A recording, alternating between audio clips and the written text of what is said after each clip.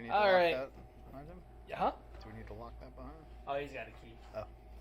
Hey, guys. You're good? Welcome to Gun Talk from Control Perry Munitions. I am your host, as always, Jared. With me, usually as always, is South Central, and I'm using his camera for today because he's not here, hence the goofy headphones. And I could hear myself, which is weird. I'm not used to this. Maybe you're talking to the microphone and it's also receiving on this microphone? No, I can hear that. It's going through into these headphones. Oh. Which sounds good. And we have no echo, so that's awesome as well. All right. I'm used to this streaming, but at the same time, I usually turn myself off. So this is usually for him, so he knows that who's talking, the mics are on, and everything's working. And because he just sits there mostly texting whoever, and it's probably his probation officer. So Poor South Central. Right? He's not even here to make to stick up for himself. So it's all right. I'd say it if he was here anyway. So switching to a different camera, Jonas. Hello, Jonas. Am I visual? Turn that one a little bit more. That's what I'm thinking. Does it look good? You want to turn it? I don't even know. We'll turn it when I go to Greg. Oh, gotcha. Right? Sure. So Jonas is our co-host tonight. We all get a mic tonight, which is nice. Right. We don't have to share a mic.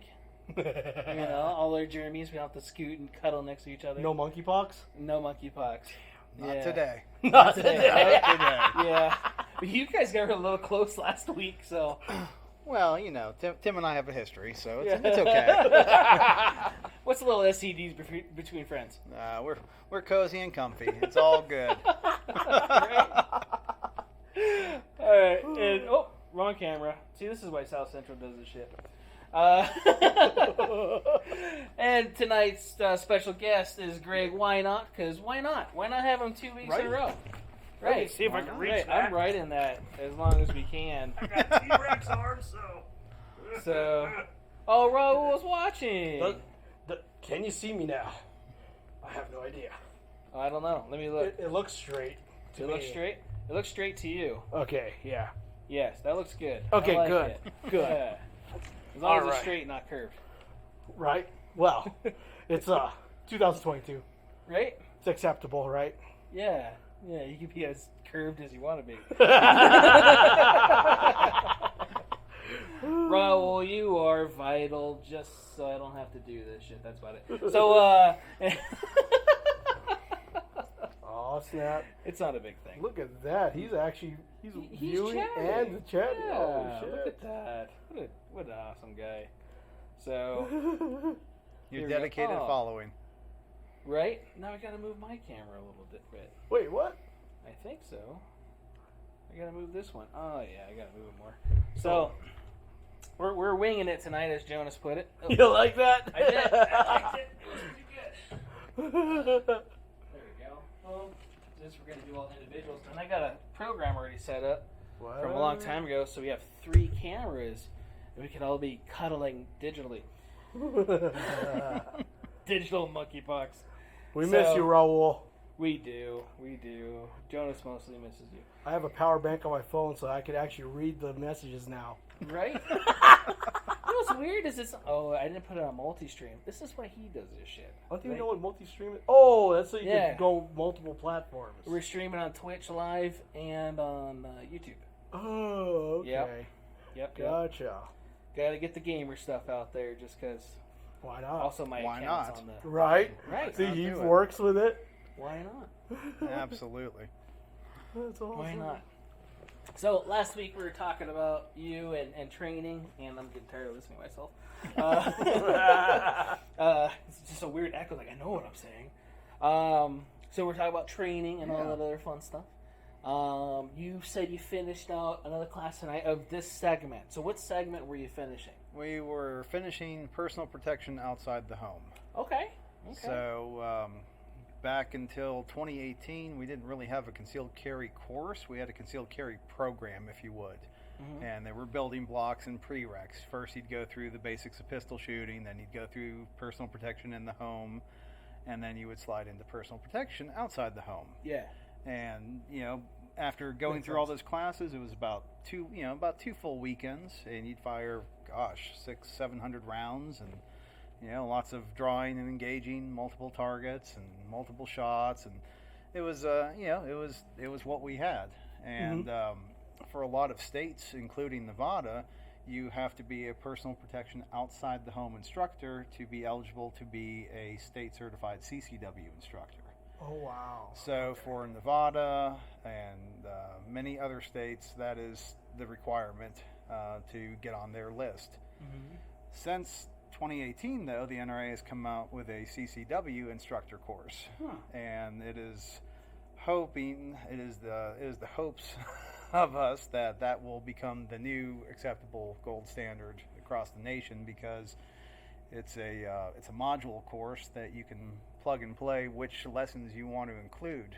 And so if you're somewhere where you have to have 11 hours of training, you can make it fit that. If you need to have this, that, or the other, you can add to or take away to meet the requirements per the state.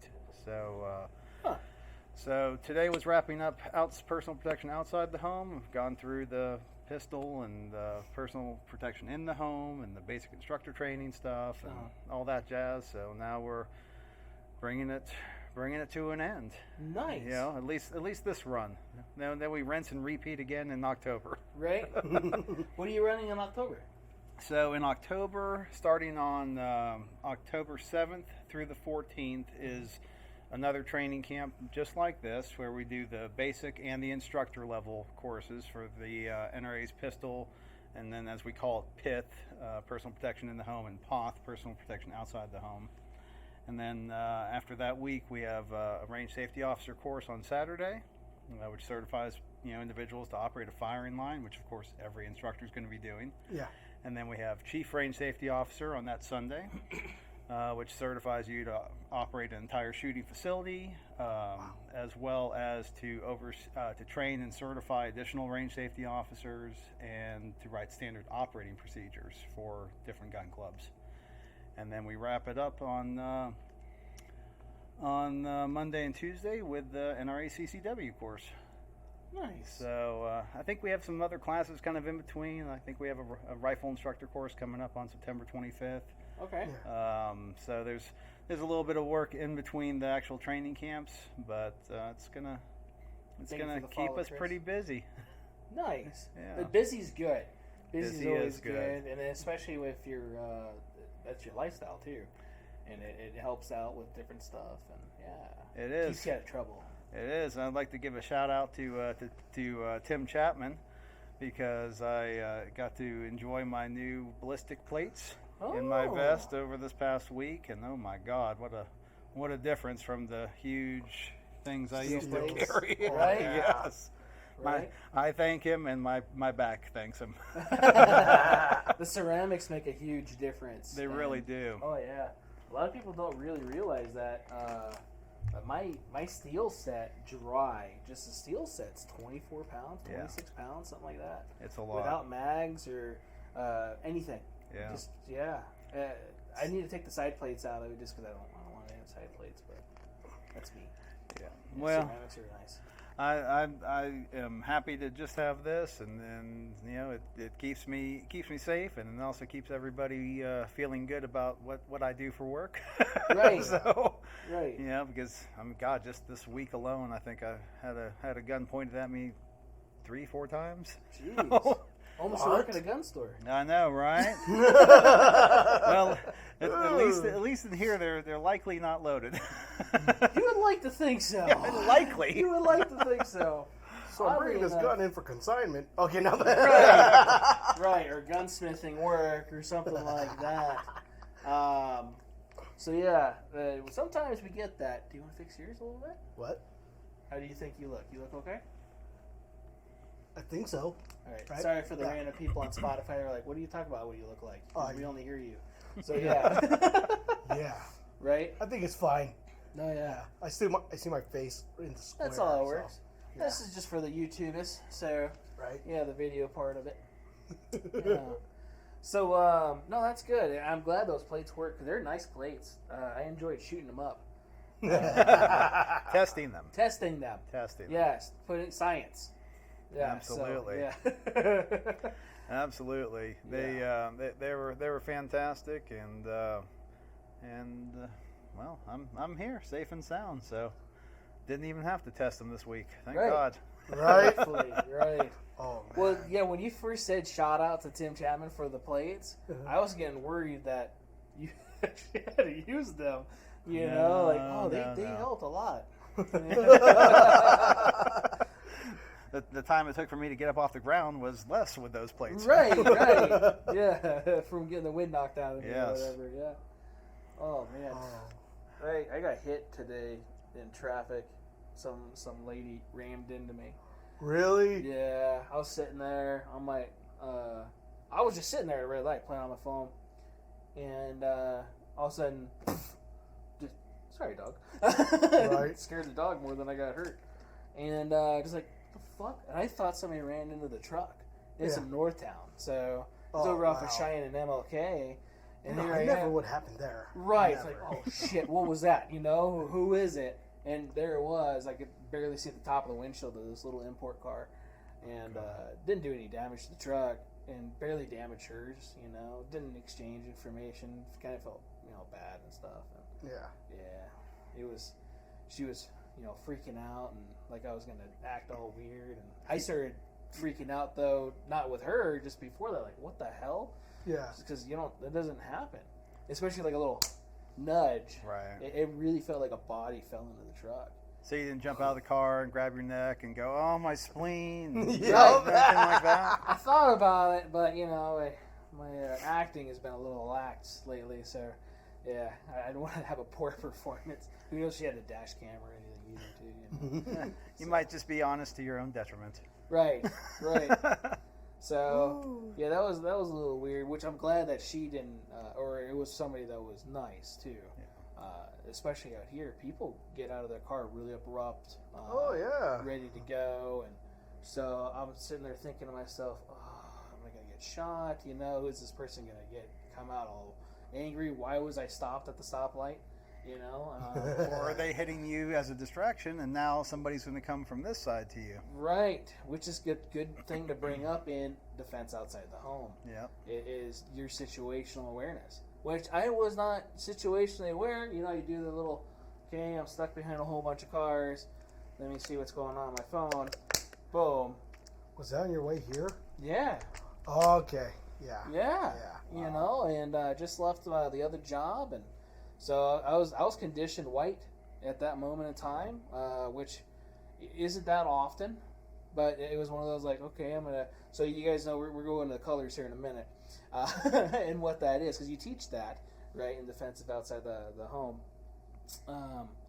So I was not fully aware. Even if I was, I wouldn't have been able to probably see her coming, or notice until it happened. Just because I could have been noticing the guy walking over there, or the other person that didn't look that. It's not the best area, but it's not the worst area either. So I could have been probably distracted even in condition yellow, So well, it's tough to maintain awareness. It is, and especially in today's day and age where we are always hyper stimulated. Right? Sorry, it's been a long day. No, you're Yeah, see, you taught a course today. So. Yeah, but everyone's hyper-stimulated, especially with our phones and our watches and kids and this, that, and the other. So it's hard to maintain that awareness, but it's so important, especially in a place like Vegas. It is. Oh, yeah. It is. So I can't remember if the NRA goes over the colors the same, because I know, depending on the training and the place, the colors are different, but they're similar in a way. So you have white, yellow, orange, red, black, right? Yep. No black. No black, just red. Black. Okay. Yep. Black, you're not aware. Red is alarm. Red is alarm, and then you're alerted, and then you're aware, and then you are just oblivious, not aware to what's going on. Which I would think for most people should pretty much only be when you're asleep, but for a lot of people it's kind of all the time. It really is, and I like catching myself in that spot, like I'll admit it today. I definitely was in that spot, for that brief time. Yeah. And it caught me. But then again, like, even if I was in a higher condition, would I have been able to do anything? I had a decent amount of room in front of me, but would have helped. Well, you got hit from behind, so. Right. But there's no one in front. Was there no one in front of you? There was somebody in front of me. It was a big truck. It was. But you had enough room that you didn't get pushed No, into that. it just like dunk. Like seriously, it felt like a body hit me. So that was again my concern. My main, who, what, where is he? Who dropped in my trunk? Right. Is there somebody in the bed of the truck? Trying to get through the little window because crackheads. Oh yeah, I remember that. Right. In the park. So I still thought that was your brother. Right, That was me too. hysterical. We walk out one night, and was it the first night we were in here? No, it was at the other shop. We were still in the other shop? We were still in the other shop, I think. I thought we just moved over here. Or it was that week we were switching over. Yeah. Yeah. And so it was about 2 years ago, and we we walk out. He's parked right in front of the old suite at the corner, and he notices a set of legs in the back of his truck, right? And it had cardboard and shit on it, right? And it was this little Oriental Mexican lady or whatever it was. Some little lady. Sparkly boots. I remember that. Yeah, little flat shoes or something. But the way that she was dressed, I really thought it was his brother Jim, just because. The sparkly shoes. Yes. So, yeah, I really thought it was his brother. Like, what the hell was your brother in the truck? And thought he was just hanging out here because, he just wanted to sleep or something. Yeah. And so, no, it was just some homeless person sleeping in the back of his truck randomly. Covering himself with 2 pieces of cardboard. Right. Very interesting. Yeah, that was definitely weird. And how did you handle that? I was like, hey, trying to go home. Yeah, can I please use my truck now? Right. Is nap time over? Right. Oh, Dude, that was a little awkward. Probably not as awkward. No, I think that was more awkward than the one lady that was passed out on this couch. Yeah. We had a lady pass out over here for I don't know how many hours. Oh. Somebody said there was a lady over here, and what are you talking about? There's a lady over here. We had no idea. Mm-hmm. So came over and looked, and like, ma'am, she wouldn't wake up. Yeah. And I kept on talking to her. I didn't want to touch her because the last thing you wanted, and then you get sued for exactly, whatever, anything. Yeah. And so she just passed out here and noticed that she had a medicine band on her, Like a medical medical bracelet? band or something. Yeah. Yeah. So like, oh shit, I definitely don't want to touch her now. Did she just get out? Is she on meds? Something like that. So she kind of woke up a little bit and then passed back out. Yep. Right? I'm like, man, what am I? I'm gonna just call 311. I'm gonna get a paramedic to come get her or something. That way at least it's on them. They have liability. Right. Yeah. I mean, we have liability too, but I just don't want to use it. Right. So. Well, nor should you have to. Right. And I still think it was that one Norwegian guy left her there. I think so. Because I don't think she spoke English. No. Well, she did. It was European, the accent and everything. And then she also seemed like she was kind of drugged out of her mind. But wow. Yeah, it was unfortunate, but she did end up leaving. A 311 never picked up. Thank you. Still waiting.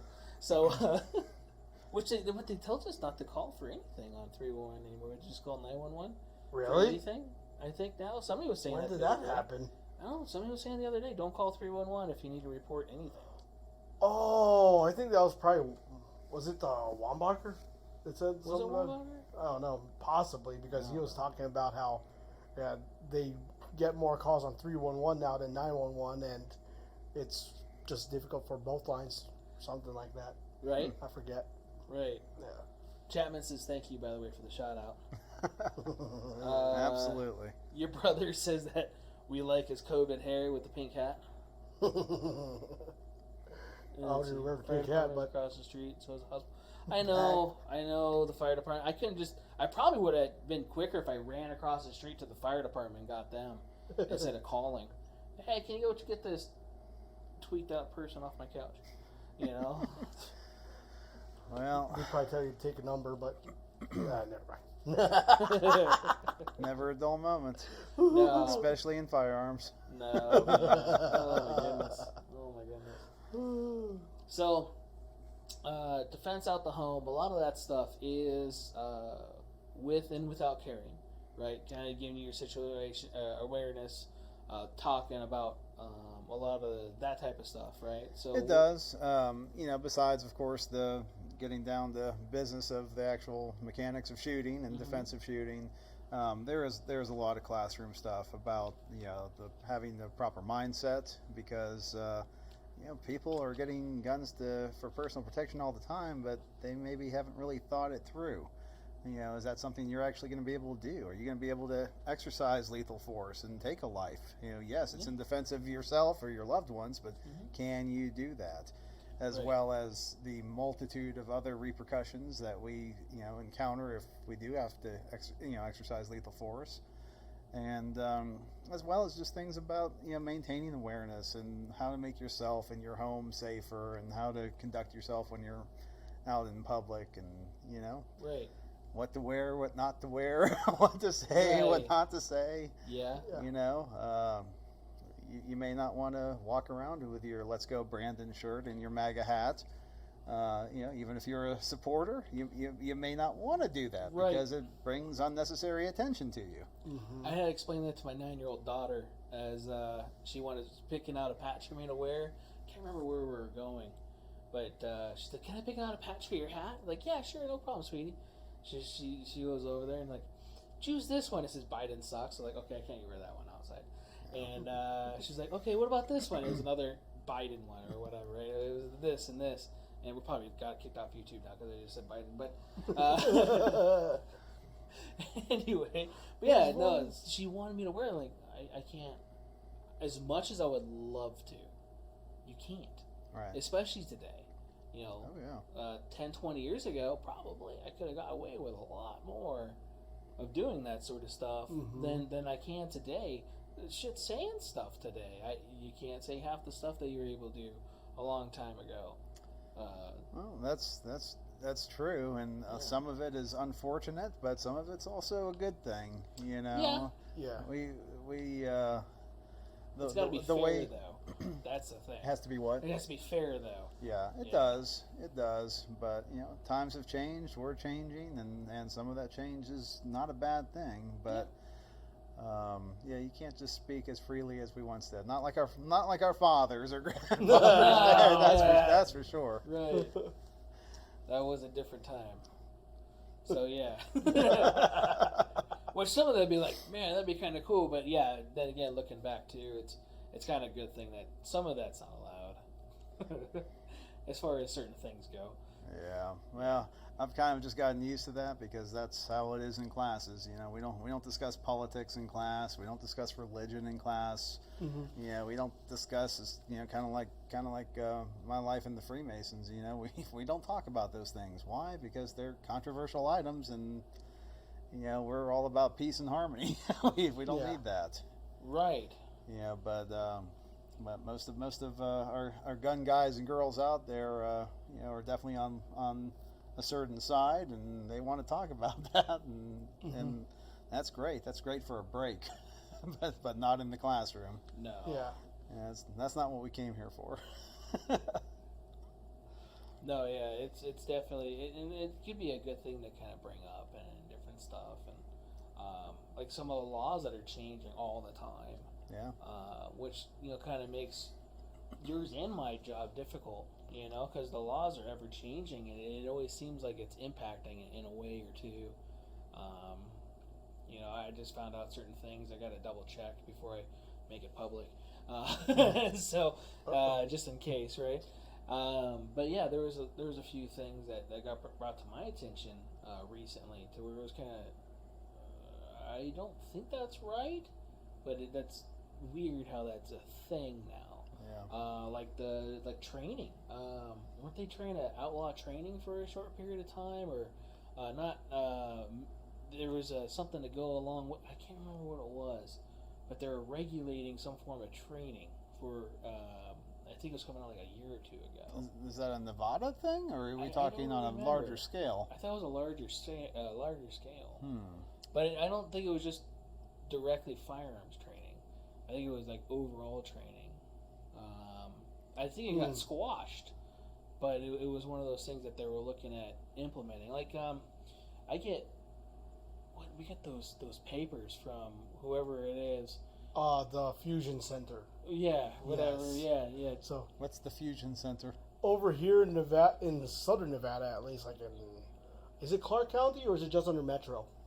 Like it says Metro on the thing. so it's LVMPD and like some federal agencies. They do run what's called the Fusion Center, and it's supposed to be like kind of like awareness of terrorism kind of activities, stuff like it's hard to explain, but it tells you like on the worksheet. It's like give us contact us if you have a customer that's say asking about body armor or X amount of high capacity magazines or something like that. So trying to figure out if you got somebody who's stockpiling for another mass shooting around here. Exactly. Or something like that. Yeah. Yeah. So military training overseas. If they come in looking for body armor and If they have experience overseas. if they have I experience remember overseas. that. Yeah. Well, it's like, okay, I got a military guy, probably got training overseas. He might actually like guns because he's been around them his whole life and he enjoys going out and having fun with them.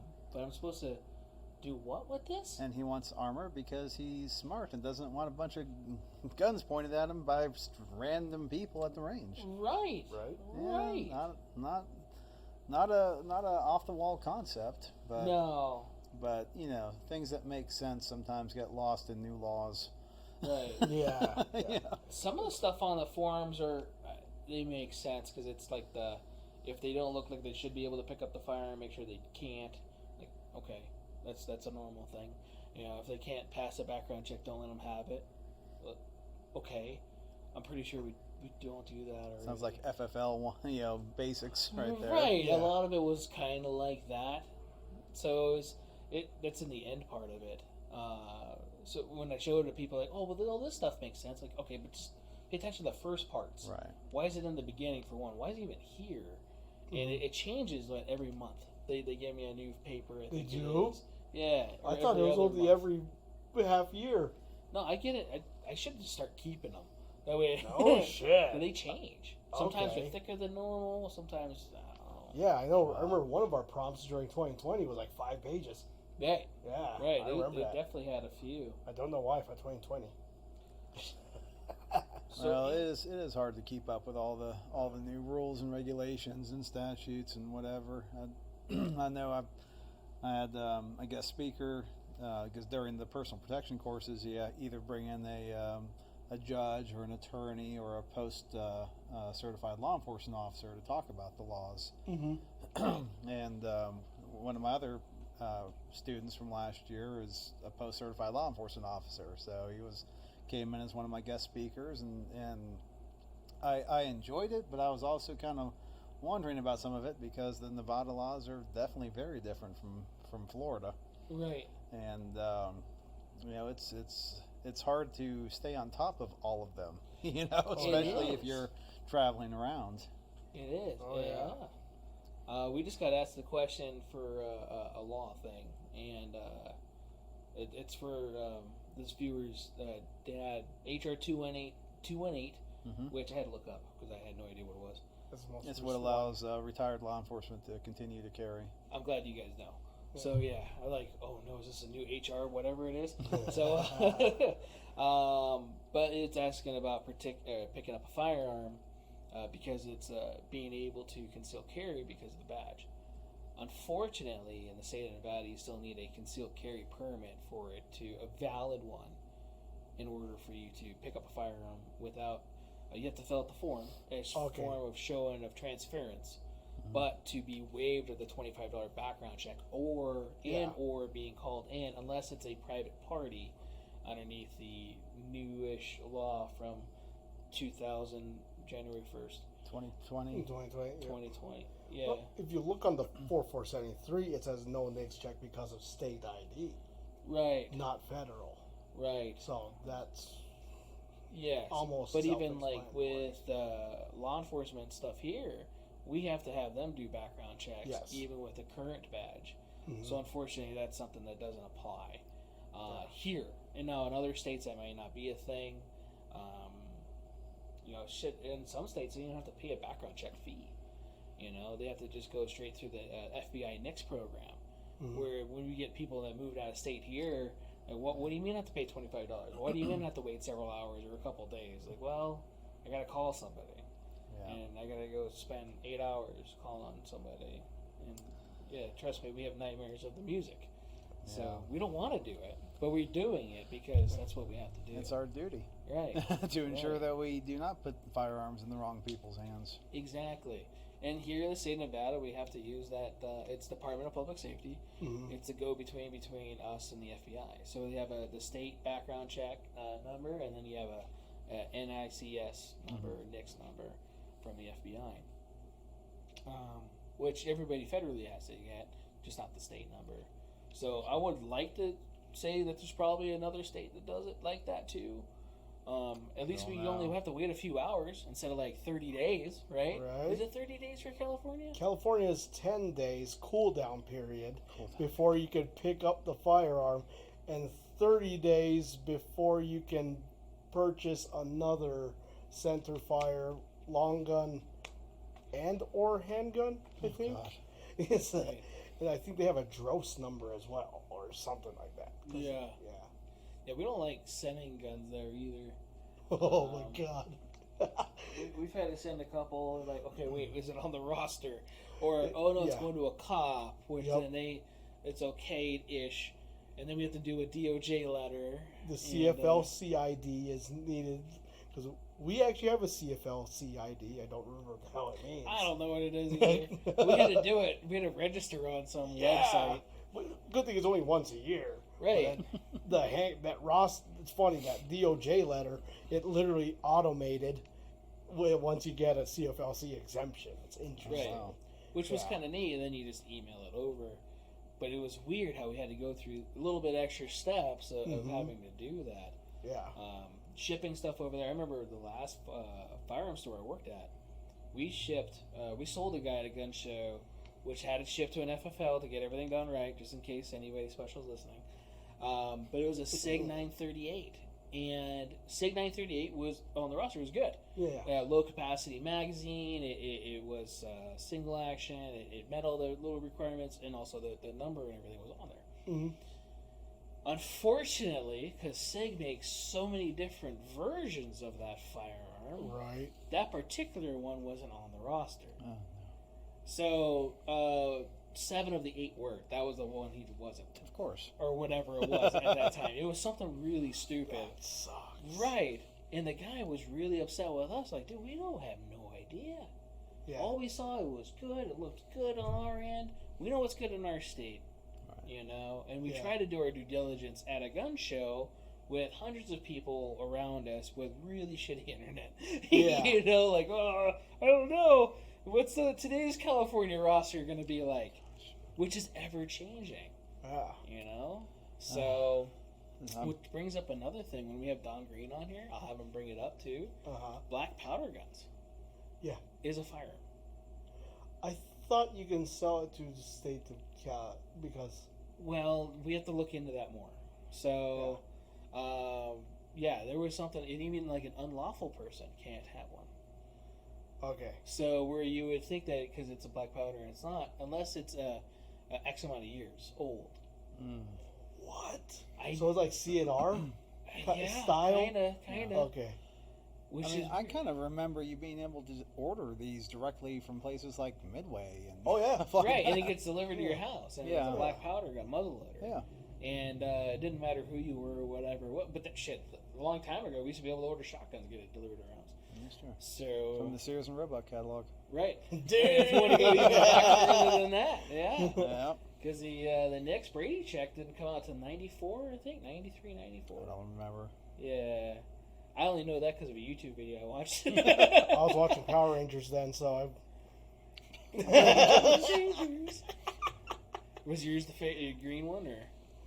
I like the pink one. Oh, I like the pink one too. Good. It is. Same reason? It is. Probably. Yeah. It's odd how I remember her name too. She still looks the same.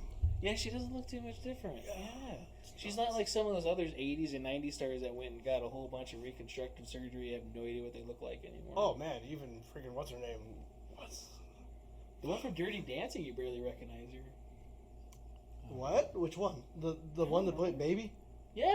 No. You What's her can't name? recognize Jennifer her. Grey? Jennifer She doesn't Grey, look the yeah. same?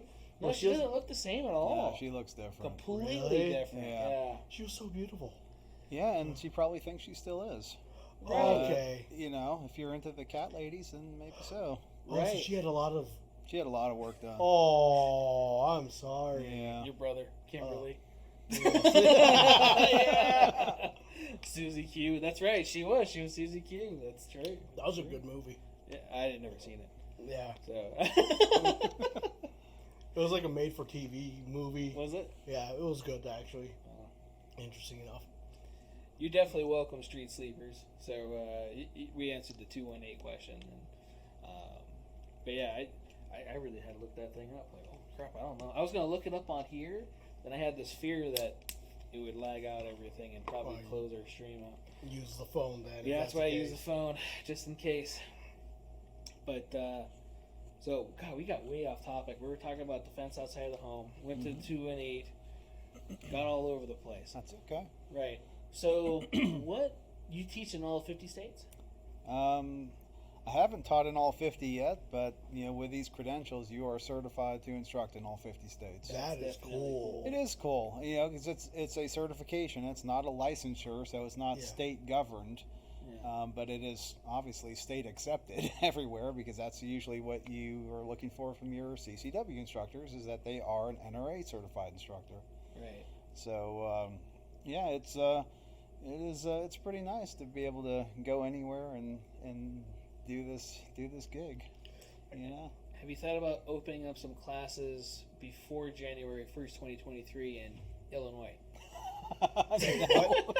I heard something about Illinois Right. changing their laws on something. Illinois is again. becoming the Purge movie.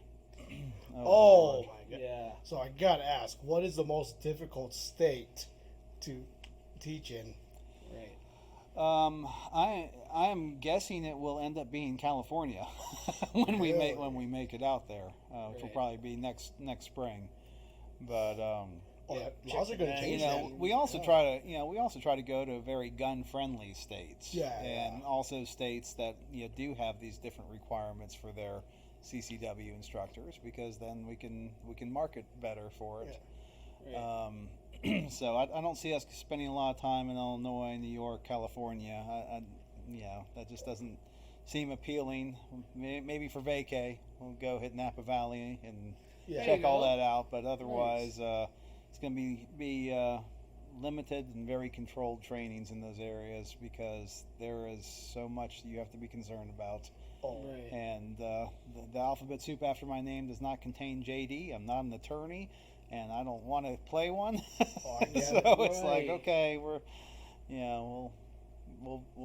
I'd rather be safe than sorry when it comes to doing some of these trainings.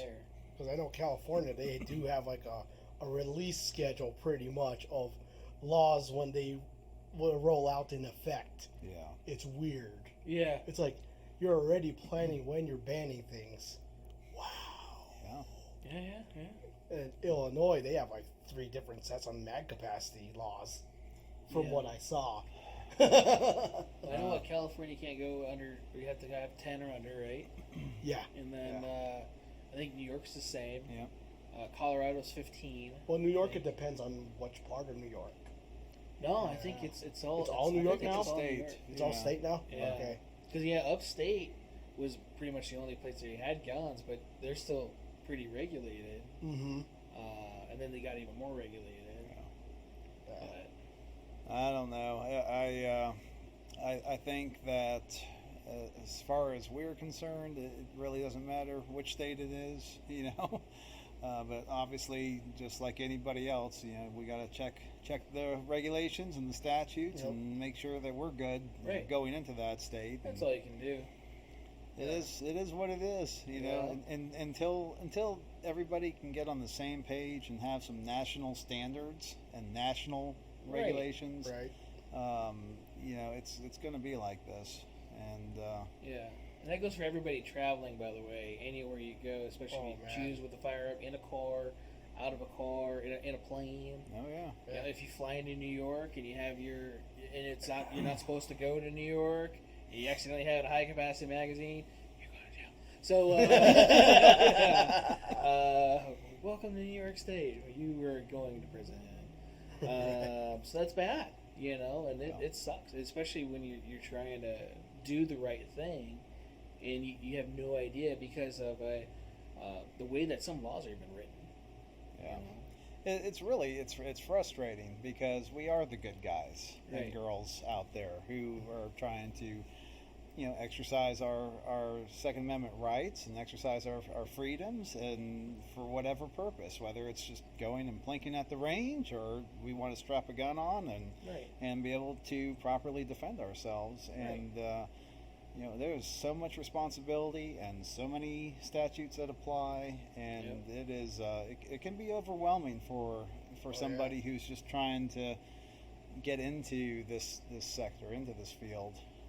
So it's frustrating, but it's also that's a good thing about some of these classes, because you do learn about the laws in your locale, and then it's up to you. Can't plead ignorance after that point. Right? Mm-hmm. Well, you could, but Yeah. it would come back negatively on you. Yeah, they say you can't have ignorance or whatever. You're supposed to know it, which is bad because even, I don't want to say anything bad about law enforcement, but a lot of times they don't even know the word to the law, how it is. Right. Because of stuff, there's a lot of stuff to know, So again, I don't want to talk any bad because stuff is different and stuff is, and that goes for any type of law enforcement agency, whether it be local or federal. Let's look at AR pistols. What defines an AR pistol and or to an AOW? And I had to look that up again, actually, just Right. to make sure. Yeah. What makes it an SBR? One of those things was 26-inch overall length. It cannot exceed.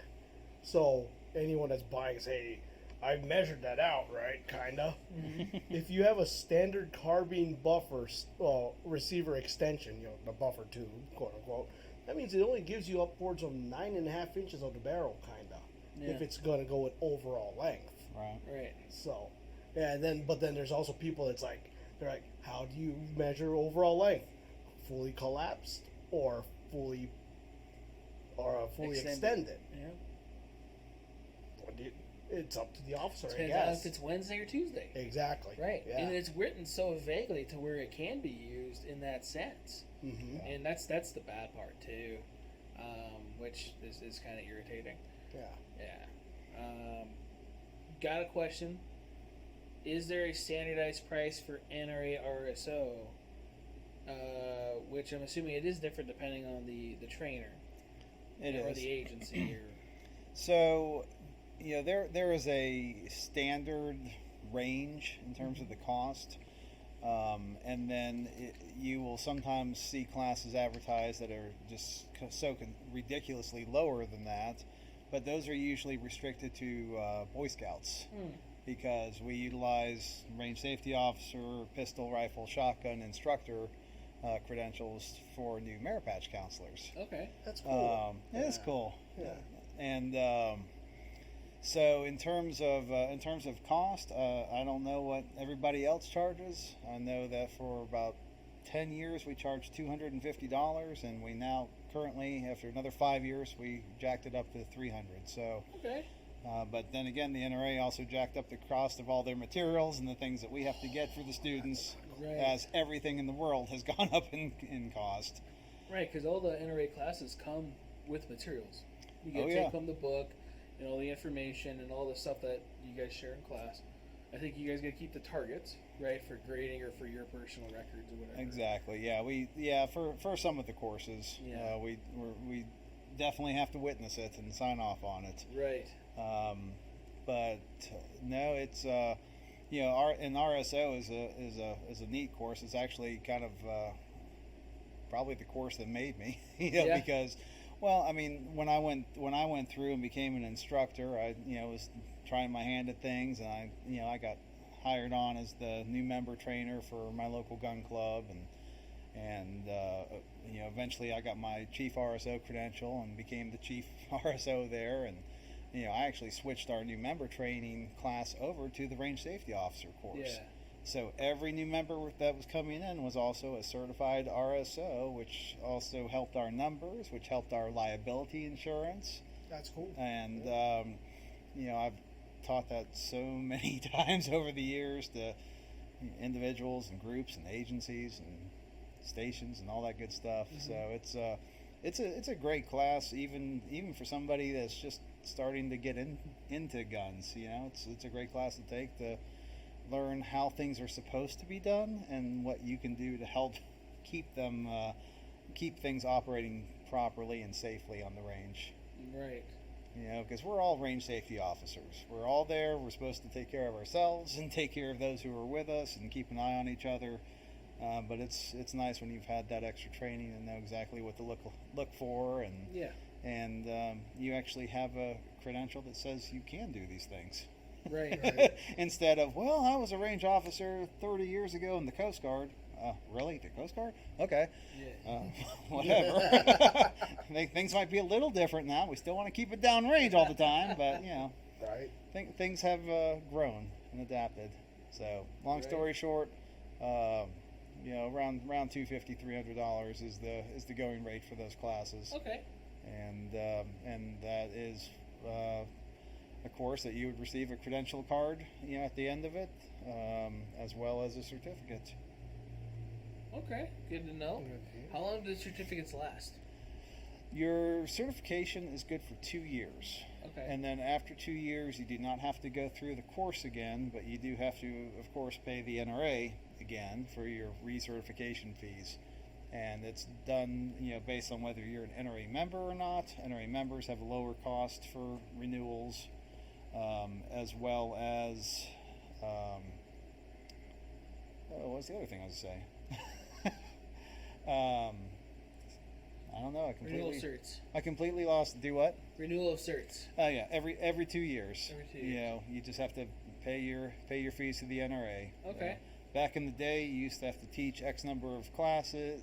Not just RSO, but like for instructors, you have to teach X number of students and X number of classes, and then you're eligible to be recertified. Oh. And unfortunately, they went away with that.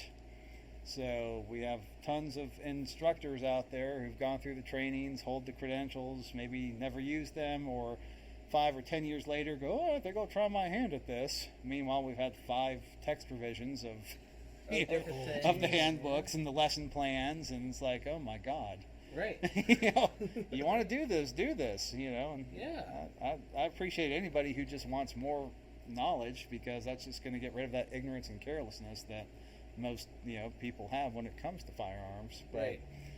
But I also wish people would actually utilize some of these things a little more. Yes. Yeah. Especially if you are trying to train people, and at least you can give them the right information. I think a lot of that too, with it being to where you don't have to go do X amount of classes or even re-qualify or retake something or whatever too. We get a little complacent in a lot of our stuff and stagnant, and you're going to have a lot of those classes that are going to kind of suck, I think. Well, the one thing that you do have to redo is the basic instructor training. Okay. So before going through a disciplines, you have to go through the student level, the basic course, and then you have to go through basic instructor training, which is all the policies and procedures and whatnot of being a trainer, and then you go through the discipline specific. So if you go through BIT, as we call it, basic instructor training, you have 2 years to get other credentials. After 2 years, you then have to go through that training again. Okay. I mean, it's not terrible, but at the same token, that text hasn't been revised in a number of years. Right. It's the exact same one. And in terms of requirements of instructors, I still can't fathom why we do not require every instructor to be a certified range safety officer. Right. It makes zero sense to me, because your instructors are running firing lines. Yeah, that's Right? what I'm thinking. Yeah. You're going to be doing it. Uh-huh. So why not have the credential that certifies you to properly and legally, if you will, do this? So I don't know. Maybe the NRA will read some of my notes one of these days and Right. and update some things. But as of right now, yeah, that's kind of how it is. Well, we were doing the a couple podcasts ago. We did the gun safety. Mhm. Remember? So we printed out the NRA gun safety rules and regs of how to your basic rules. of firearm handling. Always keeping the gun pointed in the safe direction. Always keeping your finger off the trigger until ready to shoot, and always keeping your gun unloaded until ready to use. Right. Those? Yes. So it was different from Yeah. the NSSF and or the normal 4 basic ones that everybody generally knows. Now there was a lot more than 4, and there is more than 4 than the 4 basic. But I don't remember, and I don't think that it had treated that it was like it was loaded on either the NSSF and or the NRA one. No. Which was weird to me, as it was like, okay. Well, it kind of says that already. If you're gonna make sure that gun's pointed in a safe direction, Yeah. that safe direction means if it discharges, nothing is destroyed, nobody's killed. Yeah. So you're already treating it as though it's loaded. Okay, You're okay. keeping your finger off the trigger Yeah. until you're ready to shoot, and that gun should be unloaded until you're ready to use. Right. And that's just kind of a blanket rule for guns in general that does not apply to defensive pistols, because obviously those are always in a state of being ready to use. Right. You're Right. not gonna go combine that magazine and that gun and in the middle of a dynamic critical incident. So I'm glad you brought that up, because I was curious. Remember, we were like, Yeah. why would you not be ready if you needed to, or Right. you're carrying your gun? Like, oh, hold on, it's like No. condition 0, whatever it is. People overseas, where you got to have it to where the safety's on. You got to have a gun lock in it. You got to tell whoever you're fighting, hold on a second, I got to go get my CO's permission to take the gun lock. I'm kidding. I'm getting a little carried away. But at the same time, it's one of those where, like, okay, I might need to use this because it's a tool to be used for certain things. It's defending your life, or you and your loved ones. Yeah. If I'm not supposed to keep it loaded until I need it, it might be too late. Correct. So I'm glad you brought that up and clarified. Yeah, I mean, if you are a hunter and this, that, and the other, your hunting rifles are going to be locked up and Right. unloaded and freshly cleaned and oiled and secured, and your ammo's going to be locked up and secured in a separate location. But defensive guns, defensive weaponry is a whole nother ball game, because I don't want to throw a firearm at somebody. I'd like to. No, and that was my main thing. Going, this doesn't make sense. Why? Yeah.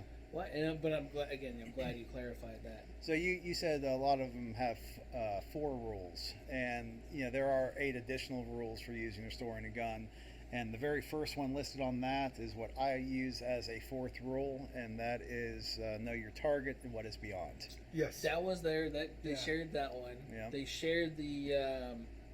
No, one had keep your finger off the trigger until you're ready to use it. The other one didn't have that one. There's something about the manual thumb safety.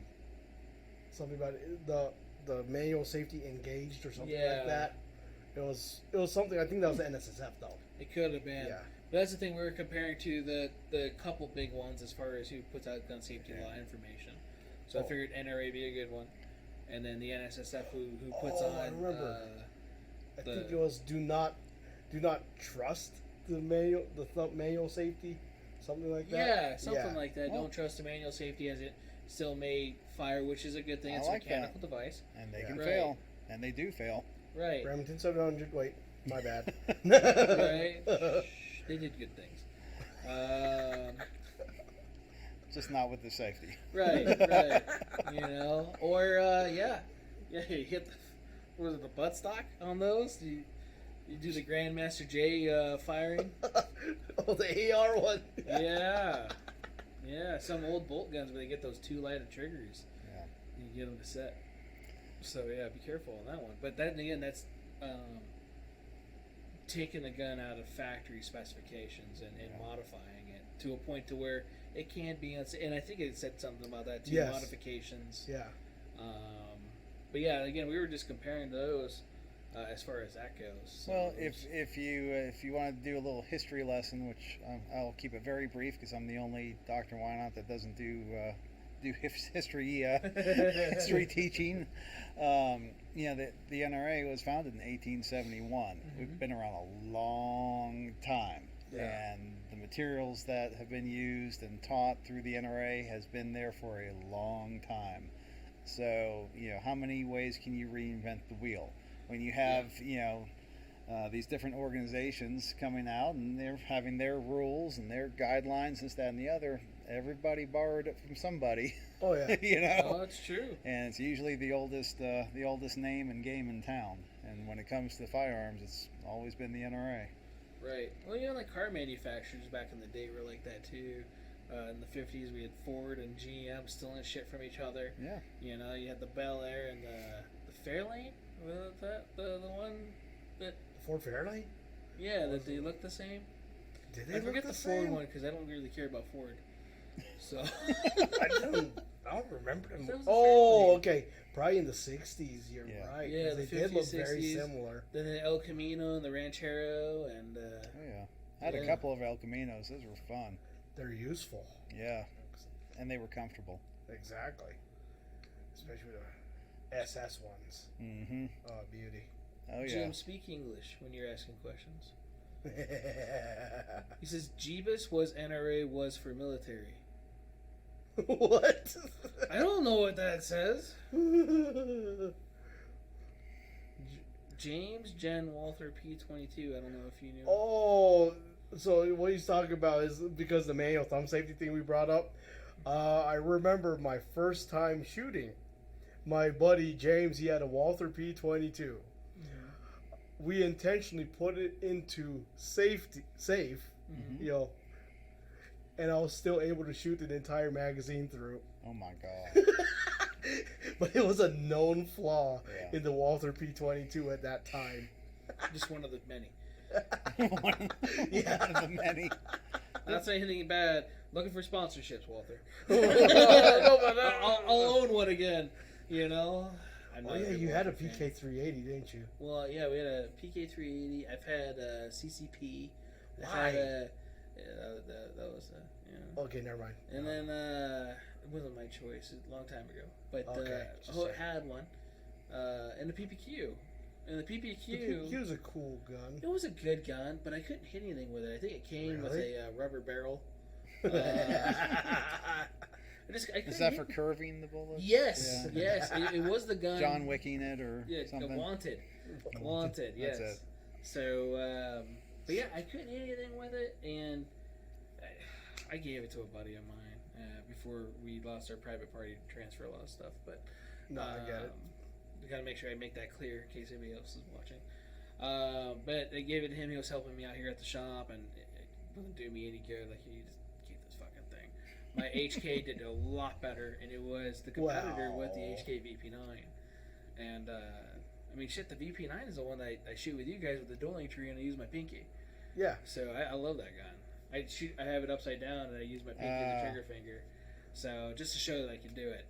It's the only gun that it won't cut me. So my favorite thing to bring up on VP9 versus Walther kind of thing is, let's see, since the VP9 came out, how many new families of Walther came out, technically? Because there's the Walther PPQ, there's Right. now the PDP to go against the The VP9. PDP I don't think is as nice as the PPQ is as far as Right. the function or the trigger feel, because the PPQ had a really smooth, almost too smooth of a trigger. It had the best striker fire trigger on the market. Yeah. But to the point to where if you go to Clark County Shooting Complex, for example, and you look at their pistol range, you look at the awning, you will see holes, and a lot of that is from and for people. Oh, nice. Yeah.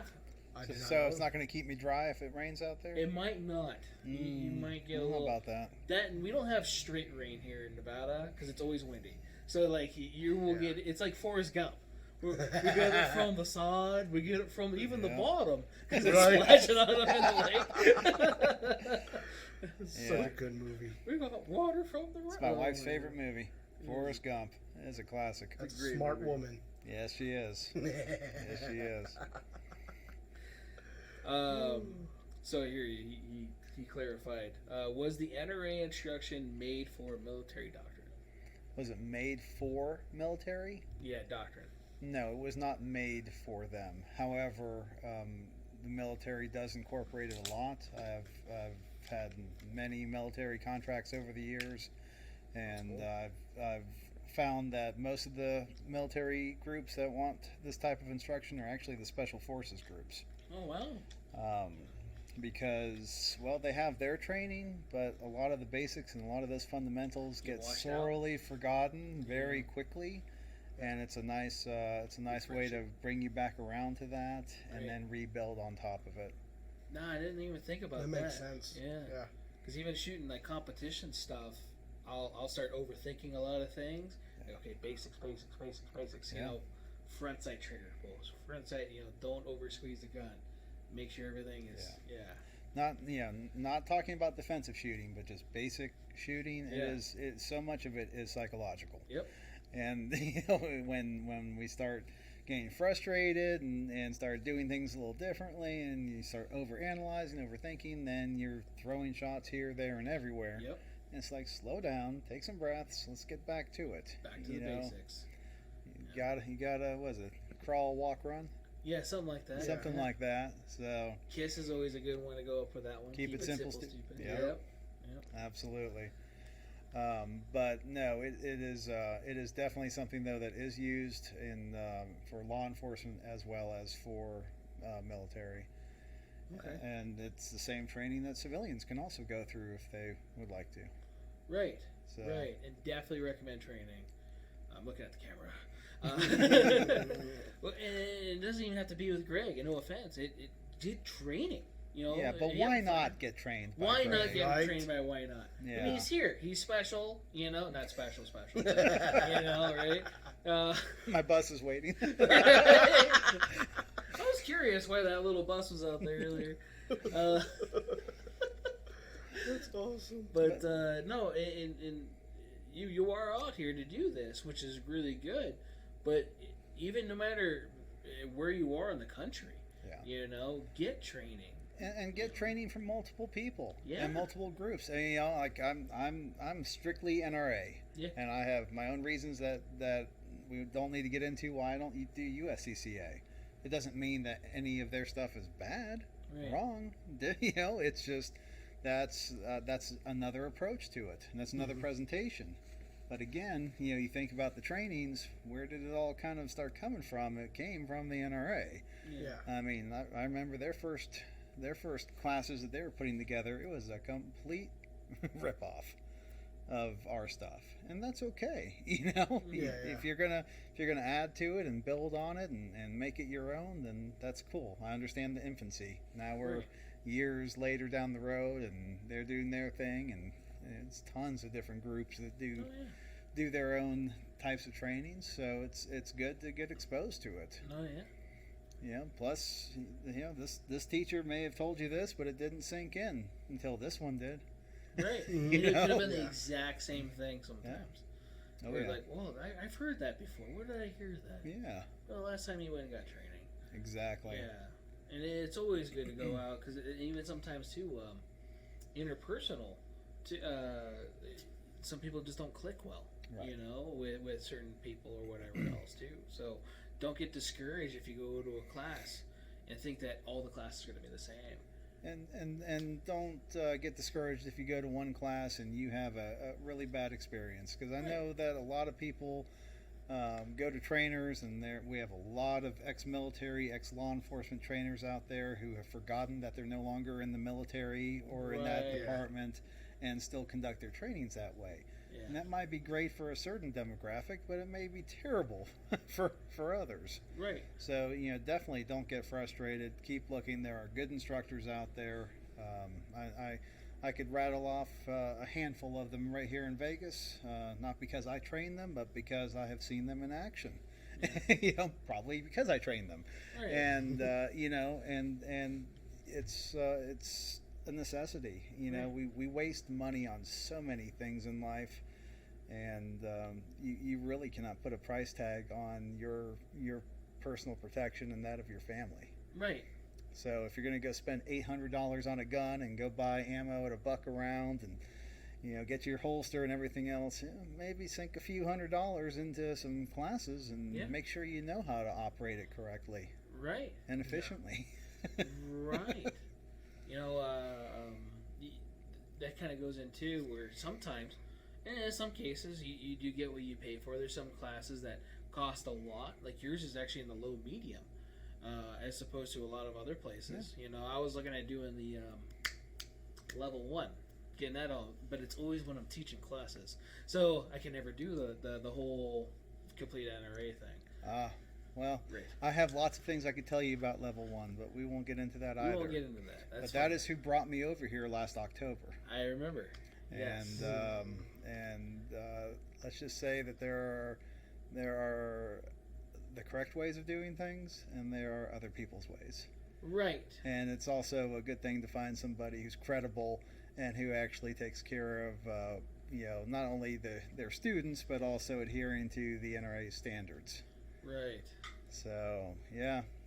Okay. Well, we'll just have to figure out a training camp instead Right. of their thing on one of these visits where you can sneak off and get some training Right. in. A lot of it's schedule, and then trying to get all of it in, and then doing it appropriately too, Yeah. because it doesn't happen.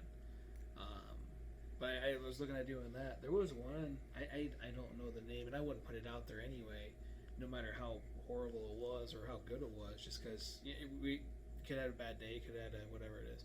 But there was one. It was like $50 for the training class, right? And I'm like, you know what, $50, I'll go. Yeah. Let's try try it. Right. Yeah. It's $50. And it was at Clark County. It was with the shooting group I was with at the time. And we all go up there. I think I took Greg. I remember we talked about this one. Yeah. Before. And so Greg and I are there. And I could have used $50 for something else. Yeah. Towards a different class. And again, it could have been just, I don't know, maybe he wasn't ready for that many people or what it was. But then I also did math too. So this is the thing. I lost it, probably, my credibility for the guy, after I did all the math in my head of how much years of experience he is. He's a fucking vampire. He has to be. Or he's undead. Because he's been alive for like 400-something years. Based on the everything. experience. Oh, okay. Right. So it's like U.S. Marshal for 20, 30 years, was a law enforcement officer for like 20, 30 years, was a instructor for this many years, was this and this, and I'm going, you're like 50, dude. What? How did you manage this? Exactly. What is your secret? Right. And I'm pretty sure, like, Marshal being fed, generally speaking, and he was talking about being federally Marshal, does not correlate to local law enforcement or a state agency, depending on, it's usually one or the other, and you Right. wouldn't really rep both. No. So, for that many years, it didn't so It didn't add up. It didn't make sense. And I'm not the best mathematician, but 1 + 1 is still 3. And, and you took off your shoes and your socks, and you still didn't add up. It did, man. It did. So, like, all right, maybe he's just, who knows, right? We'll see. It sounds like he has a lot of experience. But there was some of the stuff, like left-handed shooting, going around corners with a handgun. You can still do that right hand or left hand, depending on your dominant hand, the same way around corners. Yes. I don't have to switch to my weak hand to do the same thing. You can actually throw shots, and you can be less accurate and all this other stuff. So I'm trying to figure out why am I doing this? Now I'll go with it. because I'm with the trainer, and out of that respect and everything else, but, and I won't question it and see if I can get something out of it.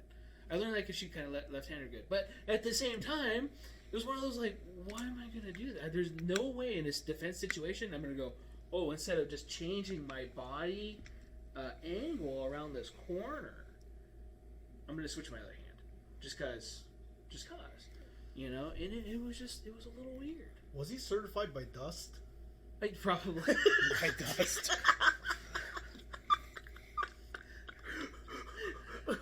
Do you know who that guy is? No.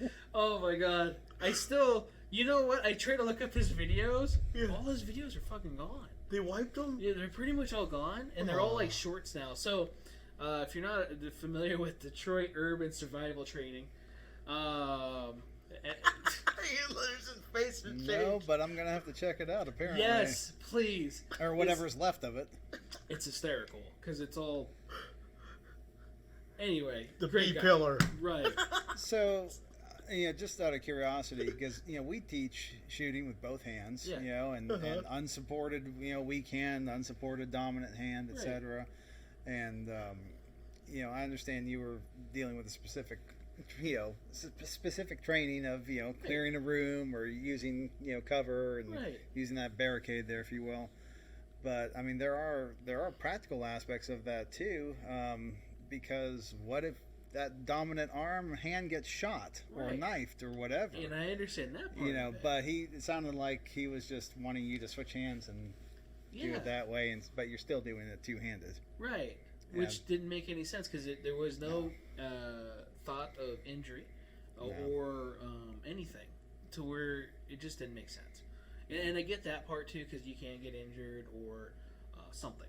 Oh yeah. And then you're gonna have to rely on your opposite hand, and I get that. But it was just around this corner we're gonna do something different. So you have the potential of discharging the firearm. You have the potential of losing control of the firearm. Right. You have potential of failures because of the firearm. Weak-handed, you have that failure as well. Yeah. Magazine dropment, if depending on the firearm in your hand, hitting the magazine release. Oh shit. And you can't go, time out, Mr. Bad Guy. Yeah, you can't do that. No, they don't play by those rules. So $50, and it was just terrible. It was terrible, and that was I think the first class I ever took Greg to, and he's like, are all these classes like this? No. I am so sorry. But you know what? It kind of goes back to the old saying: you get what you pay for. You do get what you pay for, and again, why I wanted to bring up why your classes are actually a good price. I look for stuff in the couple $100 range. It was a $50 deal, and I thought maybe it was because of the shooting club thing. I don't know if you have to pay more for that. That sucks. So, again, I don't remember who it was or whatever, and I don't like bad math with people, but it wasn't a great of experience. Yeah. Well, and that's the kind of experience that will turn people off from going and getting the proper training that they need, and that's a shame. True. That's a shame because somebody wanted to make their quick buck. It's probably extra beer money or extra gun money or whatever. And and I understand a lot of people get into instruction and it is kind of a side gig. For us, it's a full-time gig. This is what we do. And we don't work for somebody else. We work for ourselves. And God, our name is literally in the business title. Yeah. Mm-hmm. So if it's not right, and if we're not on deck with everything, then it's gonna go down the tubes. That word of mouth. Oh yeah. It'll make you or break you. Marketing 101. Oh yeah. Yeah. The word of mouth thing definitely kills you. Especially if you're only in one area too. Oh yes. So that was the other thing I liked about last week when Mel was telling me how good of an instructor you were. That when the customer, like, hey, so you had positive, good feedback. What a small world. It is. So it's always good to hear that. It sure is. And it reassures that you're doing everything you're teaching right, which is always good. But yeah, there's tons of trainers out there. Definitely take more than one. You can always get a different aspect, even though if it's the same thing. I've taken plenty of basic courses where, why am I sitting here? And then they show something like, I forgot about that. Yeah. Or I never thought of it that way. Yeah. Or, oh my God, that's new information. Right. When did this come out? And the firearms really haven't changed as far as functionality. No. You know, so semi-autos being since whenever, minus the manual safety or the functionality of the arm is pretty much the same. Correct. Minus revolvers and it's single action, double action. But so there's not a lot of differences, but there's different ways of learning it, or like understanding how next time I show somebody this, I should probably describe this as this part, or this is how you do this way. Correct. Or like, I never thought about changing my grip for whatever reason it is, because somebody else saw you when you're shooting, because you can't see yourself unless you're like that weird Instagram guy, and you're just doing it yourself. Oh, look at me, I don't know. Nobody ever really watches, especially when you're training. You're not really doing that, so it's always good to have that perspective outside, and then hopefully you take something from it and learn from it. And it's also why it's good to go to the range with a partner, with somebody. You can help each other, you can fine tune each other, and it's always great to have an extra set of eyes, an extra set of hands on the range with you. Right. Especially if you're in your own training little zone, and maybe there's somebody else acting a fool, a couple bays down. Right. It's always good, kind of going back to Boy Scouts, to use the buddy system. Right. Right. And even in some of those situations, at a gun range, you get a condition white because you don't think of potential threats around you. Oh, God. You're just in your box. Yeah. And you're right. People down the range could be doing stupid stuff all the time. I don't know how many, and that's what's good about having a good RSO or RSOs, or a place that has RSOs. Won't name the gun shop that's downtown next to Treasures. So use Google. But let's just say they didn't have RSOs, and it was kind of weird that there wasn't any. Yeah. And like, I don't know how to use any of this shit that's in here. Anyway, That's funny. So they're relying on cameras as their RSO. I don't know if they're relying on anything. I didn't think they had cameras. Yeah. I've only been there once, and unfortunately, I didn't have the greatest experience. Would I probably go there again to try it again? Maybe. But at the same time, it was one of those, like, I have other options. Yeah. But you do. I've noticed that a lot of people too. They get in condition white because they don't care about the other people around them. But you should have an idea that there's people around you that are displaying or discharging a firearm. Oh yeah. I was a working range safety officer and chief RSO for a number of years. And the things that I have witnessed has just been mind blowing. Right.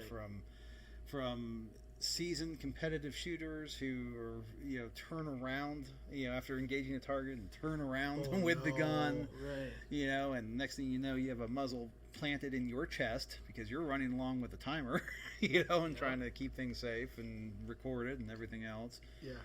We had back in Florida at this one gun club, we had an older gentleman who's been out there forever. I mean, I knew him growing up, and now I'm there in this capacity. And I remember running a match, and my son, he was, 6 or 7. It was a USPSA match, and he had just gotten into competing, and this old timer came up onto this pistol range with his Ruger 1022 and just started firing downrange. Yeah. It's closed off for a match. Right. Oh no. And of course I'm just, where's my kid and where's everything else? Right. And how are we going to deal with this? Because you don't exactly just want to drop somebody that you've known for 30 years. And it turned out that, well, guess what? He has some dementia and Alzheimer's coming in, and blah blah blah. So we had to figure out a way that we could manage that and not have a situation like that ever happen again. Right. So I mean, it's just endless of what could go wrong, what does go wrong, and people get careless. They do. It's that whole, the main causes of firearm accidents: ignorance and carelessness. Yep. You know? Either you don't know this stuff, or you know this stuff, but you're too careless to apply it. Right. There was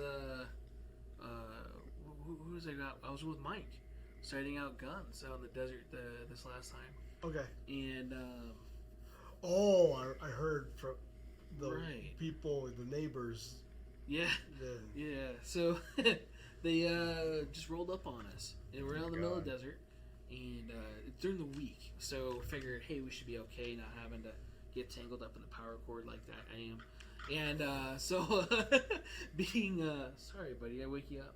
I know he's a beauty.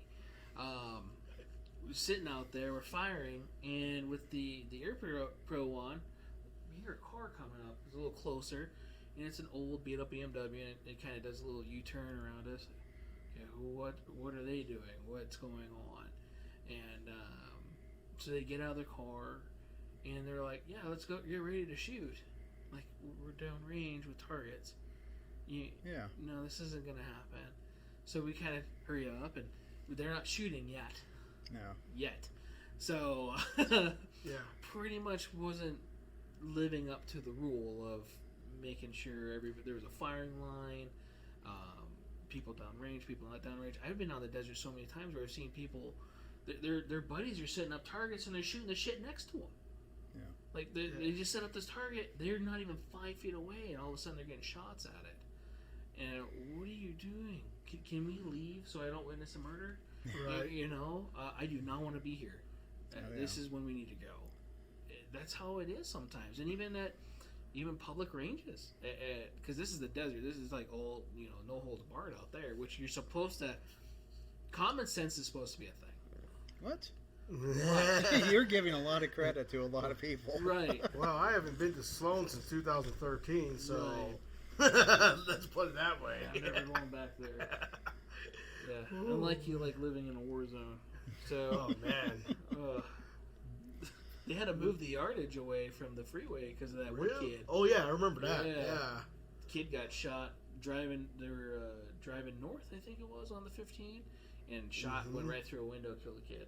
Oh my god. And it was accidental, obviously, because it's not like a movie or whatever, but you don't want to see that. No. But they had to move everything back. They had changed the laws as far as how far you can shoot from a roadway area. Why are you shooting towards the roadway? Exactly. There's cars going over there. I won't hit them. No. Yeah, don't chance it anyway. No, you're targeting what's beyond. Right. Always. So, yeah, unfortunately we get a lot of that out here. And even in ranges, in some cases, people want to argue indoor ranges. Why can't I use this ammo? Wait, what do you mean arc? I mean arc. You said arc you? Argue. Argue. Oh, I thought you said argue. I'm like, they literally do the wanted thing? Oh, God. Yes.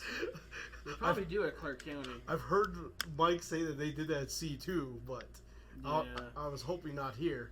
Oh, my bad for the name drop. That was not supposed to happen. Yeah, it's okay. Okay. It happened at indoor range somewhere. Yeah. So, but yeah, so we'll have that out here too. Even indoor ranges, they don't allow certain type of ammo because of ricochets, Oh yeah. over penetration, which it's only 9mm because it takes out your lung, and so, or even like tracer rounds because could light the gunpowder on fire in the media. Yeah, the backstop media. Right, or yeah. shotgun because you just shot the target holder and you didn't try because you decided to put your shotgun target at 30 yards for no reason. And Yeah, let's give this a try. Let's see what this does. yeah, the spread's real down there. Yeah. Yeah, I don't know. I've been spending a lot more time in indoor ranges lately, but I've always preferred the outdoor ranges. Yeah. You know, it's just it's nice to be outside. Number one, Right. unless it's 115 degrees like it was last week here in Vegas. Yes. So it's nice to be outside and you're not breathing. You know, even though they have these fancy airflow systems, you know, you still are in there breathing in all kinds of garbage Yeah, that we whatever don't need to powder breathe. they use, Oh, the yeah. amount of lead and everything else. It's like, that And smells like wolf. You definitely have, yeah. It smells like wolf. And then you got the ricochet stuff. That's why I wear long sleeve shirts when it's range days, because I've had to dig so many little pieces out of me over the years. It's like, yeah, it's ridiculous. Even when we go shoot outside, we shoot steel. I've heard of that. Yeah. And I've had a couple people, and luckily they're just employees, but it still sucks that it happened. Mike, sorry. Stealing Mike's knuckle. He's stealing Mike's knuckle. He's got a piece in there, and they're like, it'll work its way out. Lee had that one where it cut him, and he got all lightheaded and white. But it was just a little bit. You know, it was just like nicked him. He just kind of bled a little bit, but I don't think he likes blood. Yeah. So put him in my truck, AC on. Here's water on the neck. Yeah. So we put ice water into there. Had him drink it. Here's your juice box. Right. Have a Capri Sun. It'll be okay. Right. Almost put a Hello Kitty Band-Aid on him. You know? So if you're watching, Lee, you know. So. But no, it was one of those things, and it happens. I've been to a lot of shooting matches where you shoot steel, and there's some places I don't go shoot their steel matches anymore because they don't angle the steel correctly, and it's not so much it is their fault. I was going to try to stick up for them, but at the same time, a lot of it's the terrain. You know, knowing the terrain and everything else. I've been hit by slugs. The last time I took my daughter to a match, so this is dating it a little bit. I got hit with something so hard it spun me around on my shoulder blade, to where I was like, okay, check for a hole. Yeah. Because that fucking hurt, and it just like punched me. You know, nobody else was around me or anything else. And then there was another one with my kidney. Tagged me around the kidney, which was eye level with my daughter, who I put safety glasses and everything on. But at the same time, that's still going to suck for her. And it hit me hard. Yeah. Besides little fragmentations that you can get full slugs hit at you. I've been hit by my own round on the steel. So when you're in the platform, you said it wasn't angled correctly. It's not angled correctly. All of a sudden, boom! It hits you right in the hand. Yeah. And how? Yeah. You're like, what in the heck? Right. I don't want to keep shooting. Yeah, that's like one of the reasons I'm not the biggest proponent for steel.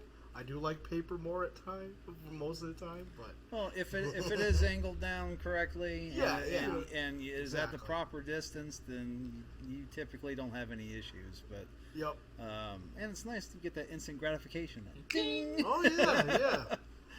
Yeah, it lets you know you're on point. Right. So that's one thing I like about it. But yeah, there's that people don't know, or they just don't care, or they also don't replace it too. So that's another thing.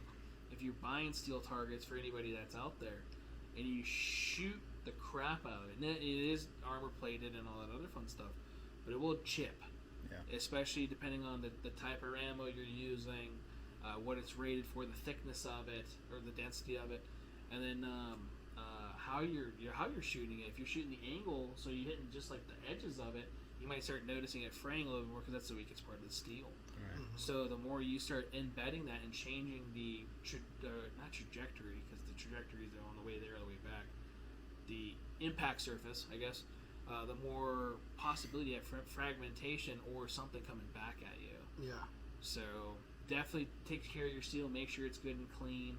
I wouldn't probably recommend grinding it, because you lose the thickness of the severity. But I would also not go and try to make your own steel targets. I would definitely spend some money and buy the correct ones. I've been at different shooting facilities where Joe Blow made these on, in his garage out back. Well, that's great. He saved a little bit of money, but it's like shattering. It's cracking.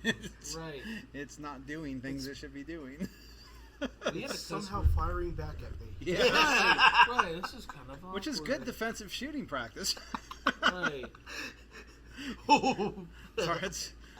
It got replicated all on its own. Serpentine. Oh, it's horrible. We had a customer we sold dueling tree to, and the dueling tree had angle iron for the center, so that one isn't armored, but the pucks were. Right. So he takes it out, and we told him make sure you shoot it at 100 yards because it's steel with a rifle, because he's thinking about doing it with a rifle. And I guess he didn't understand that the center part was different. So he just turned that thing into Swiss cheese. Oh my god! Right, and then tried to warranty it out with you. Yeah, yeah. I don't know why all these holes were here, like because you shot it with 7.62 by 39, and it was probably the cheap stuff. It was probably the steel core stuff, and just went right through it, like nothing. So. Adam, who used to work with us, I remember that. Yeah, him and I were out back welding this damn thing, welding it, grinding it, because it's just angle iron, just to fill in the holes, repaint it and everything else. So it almost looked like brand new, but you need to also be careful of what kind of steel you're shooting, knowing what it is. Like these ones right here, these are 2x4. 2x4 is okay to shoot. It's not going to, if anything, you just replace the 2x4. Mm-hmm. But knowing what you're shooting at, what it's going to do, bowling pins. Bowling pins pin are shooting. Awesome. Yes. I used to compete in pin matches. Right. That's cool. Yep. Used my Smith 625 revolver with the 45 ACP. Hell yeah. The moon clips. Oh yeah. Hell yeah. That's fun. That was fun. I haven't done that in a long time. Right. I saw your pins in the store here. Yes. I figured somebody must be a fan of doing that because you don't see that too often. Yeah. No. And I had some that lasted for years, and they just fill up with the projectile, which is cool, unless you shoot a higher cartridge at it or shotgun, which I found out that shotgun ricochets off of bowling pins. So if anybody needs to know, you don't have to search up on YouTube, or I guess you did if you had to watch this. But we found out one day at the desert, like, hey, let's shoot this thing with a shotgun. What the hell? Yeah. Right. So over and under, he just clicks, boom, and I'm down the way, and it feels like somebody's kicking rocks at us. And I had shorts on. So I'm getting all my shins, like, what the fuck is that? And like, who's kicking rocks? And all of a sudden, boom, hits it again, like, such a weird thing. Who is that? What's going on? There's no wind. So I'm not getting dusted. What's going on? And it finally didn't click until like the third or fourth shot, because it was bouncing off of his truck too. Wait, wow. what? Yeah. Oh. So it was ricocheting, hitting his truck. Everybody else is also like, what the hell are we getting hit with? And yeah. Birdshot. So a quick YouTube video later, we found out that bowling pins aren't good for birdshot. So if anybody needs to know, you put a bowling pin. I wonder what it does with birdshot. Don't. Just don't. Learn from me. Don't do it. Yeah. How about buck? Buck, I'm sure is fine. I'm not trying it. No, just checking. After the pellets of the birdshot, you had enough. That's what I'm thinking too. Yeah. You're already a believer. No Right. need to convert you. But with that being said, too, what kind of birdshot was it? Was it plastic shot? Was it lead shot? Was it what was bouncing off that plastic? But it also probably wasn't directed enough or had enough inertia to penetrate the plastic coating of the bowling pin. Yeah. So if anybody needs to know the science of that, Grantham did one with shotgun shells. That was amazing. It video. was to show the traumatic effect with birdshot, buck, and slug on a torso with a what was it? What are those torsos called? Oh, the gel torsos, Yeah. busted gel torsos. Yeah. They had the organs and stuff in them, so you could see the effects. So it was pretty cool. Yeah, the birdshot did nothing until 5 feet. Right. It didn't do a lot. Which people are like, I just have this for my home defense. Sure. It's gonna suck. I mean, I don't want to get hit by it, but at the same time, It may not stop as you think it's going to stop people. Right. Yeah. Well, if I just stagger them, I'll do birdshot, bug shot, birdshot, slug. What do you do? Keep them on their fucking toes? Like, oh, that one kind of stung. Oh, shit, that one actually went into something. Oh, that one stung again. Name the round that you're getting hit by. Here comes dragon breath. Oh, my God. Yeah, you can add that one into it, too. Might as well. You already suffered enough. Go ahead and get the fire department on the way. We have those salt shot rounds too. You can always use. That's almost just as bad. No, it will definitely knock somebody down. Oh yeah. The force of it by itself would definitely knock you on your feet or off your feet. But depending on the level of carcinogens, I guess you could say, or whatever it is, or narcotics that might be in that person. Carcinogens is tobacco, isn't it? Yes. Everything typically. bad, pretty Yeah, much. anything bad. But no, definitely when people are jacked up on drugs, Oh, dude. they're just unstoppable. Yeah.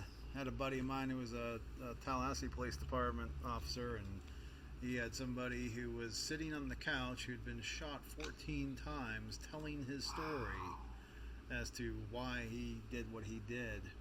And he was just starting to come down off of what he was on.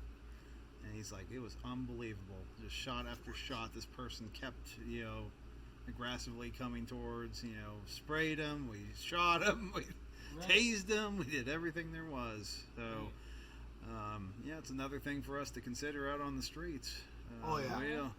We don't know what's pumping through somebody's veins, and we don't know how they're going to react. They're already squirrely enough as it is, and then something like, something goes haywire, and we find ourselves in that situation we hope we never do, and the rounds are hitting, but they're not stopping the way 14. Yeah, 14. That's a whole magazine almost. Yeah. Adrenaline's a pain. It was two people that engaged him. Oh wow. Wow. So different. And this was a huge fella. Wow. Yeah. So Fat's body armor. If anyone needed to know. Tactical girth. Tactical girth. Those kids want that six pack, but we'll take the tactical girth. Yeah. Hell yeah. Take, baby. That's funny. Yeah, I've heard of that before though too. A lot of people don't trust 9mm because they say that it doesn't have enough stopping power as the Lord's caliber 45. Yeah. And I've heard stories too where 45. A lot of it is well placed shots. Yes. And as long as you can make that hydraulic unit lose fluid, I don't want to say it in a non or an actual term. No, I get it. Yeah. If you're losing hydraulic pressure, the machine should fail one way or another. So eventually, yes, eventually, especially with whatever's in it, should be helping the flow of hydraulics. But you're right. The smaller the caliber, the better shot placement, and typically more shots that you need to place. Right. But you can hit somebody once with a 45 and they're still going. You can hit somebody once with a 22 and drop them. It's all about how efficient you are. Right. And that's something we talk about a lot because it's like the personal protection courses. They want you to come in there with a 38 special or higher, or a 9mm or higher. Well, sometimes people can't progress to that. Sometimes people are stuck at a 380 or stuck at this. It doesn't matter as long as you are confident with it and you are you are efficient with it. Then you're going to be okay. We have people like that all the time where they'll come in and like, well, what's a good caliber for self-defense? It's like, well, it depends on who you ask. 2, it's the one that you're comfortable with. Yeah. If I could give you the biggest, baddest gun in the world, but if you can't operate, it's paperweight. Yeah. So let's get you something that you can. So let's try this. Okay, you can't use this. Say like a 9mm. The EZ9 thankfully came out from Smith & Wesson. Great firearm. But it's still a little stiffer than say the 380. Then you have those, the 380 isn't as strong. Again, well-placed shots. What if they're wearing a whole bunch of clothes? Well-placed shots. And then also that's going to suck, getting hit by several rounds, especially in the same spot, no matter if it penetrated or not. More than likely, you're going to start penetrating if you're getting in that same area. Yeah. 22, everybody says, 22 is not going to do anything. Well, I beg to differ. If I put 10 shots in a quarter on somebody, more than likely I did something. Also, I never want to get shot. If anybody wants to know, I never want to get a photo shot. No. I don't plan on it. I hope never to have it happen. But 22 is the last thing I want entering my body. Oh my God, that thing will hit a bone and start ricocheting, or it'll play ping ball inside you. Exactly. There's always a place for Jello, or always room for Jello, but I just don't like the mold inside me. Yeah. So I have a buddy that was hit by 22 while he just got off the bus and someone decided to pop off from 22 while driving down Tropicana, and it barely missed his kidney. See? Wow. Yeah, it literally entered, veered, and exited out the back. So he was kind of lucky on that part, but it missed his kidney. by that much. He was very lucky. Yeah. Right. 22 is the most confirmed kill cartridge. Yep. Also, if anybody was curious, not just by mobsters, but at the same time, 22 is a confirmed one of the largest kill cartridges. But it's what you have. It's the tool for your toolbox. If you can only handle that, handle that. That's but right. get efficient at it. Get training. Practice with it. Make sure you know how to use it, because it's only as good as you are. It's not going to shoot by itself. Yeah, you are hitting on everything as you need to be, because that's really what it boils down to. Is what are you going to pick up and feel good about every day? What are you going to actually put on your person every day? Right. And how much time have you gone and practiced with that on your own, with instructors? Maybe practice through competitions, which is a fantastic way to train for stress. This is what you need to do. If you want to be in this if you want to be part of this lifestyle of protecting yourself and your domain, then you've got a lot of obligations and responsibilities that you need to stand up to. That's very true. Very true. And then even if you were to choose a caliber of choice, whether it be 9.3, 40, 45, make sure your firearm fires the cartridge you purchase. So if it's a 22, can it be picky? Make sure it's a round that works in that firearm. Make sure it's clean and oiled, and that goes for every gun. 380 could also be very picky. I've seen 9mm be very picky and jam and cause issues. Well, it's semi-auto. Revolvers don't jam. Bullshit. I've had revolvers come in with ammo jammed in the gun, and the cylinder won't turn. Yeah. Now you have live ammo in a gun that, all I really need to do is hit that firing pin just a little bit. Depending on how old it is, it may or may not work that well. And so anything mechanical can fail and or jam, and make sure your mechanical device, your tool, works appropriately Every time. every time. It has to be functionally reliable, Right. which means it's going to fire every time. Right. If you go out and you go, hey, this is that new cool set of hollow points that I've seen on Facebook or whatever, whatever. So, I'm gonna go try that. Make sure it works in your gun. Don't go spend the however many dollars it is because it looks cool. Go get that new RIP ammunition. Oh God. And then That's kind of what I was referencing. have a failure to load, failure to eject, the double feed. It's like, what the hell? Right? Is it? Did you guys test this before you put it on the market? No. It's like, no. come on. So if anybody is not aware, and if you're listening, or even we don't have it, I've never carried that in the store. I've never wanted to carry that in the store, liability purposes too. But at the same time, it doesn't work. And at the times that it has worked, it can also cause you such more legal stress than a normal functioning hollow point would. RIP standing for Radical Invasive Projectile, which was brass-ish or copper-ish jacketed little fragments around a lead or so core that when it enters a soft medium, it decides to send these little razor blades throughout it. And then the center core has the potential to over-penetrate and actually continue moving. Which, if you're using that for self-defense, you just set yourself up for failure and or more liability than you don't need. Mm-hmm. So I do not recommend that. If you have that, awesome. Keep them on a shelf and be like, hey, we used to be able to buy this. Like Black Talons. Right. Back in the day. Hey, those worked. So yes, they did. They did. They worked really very well.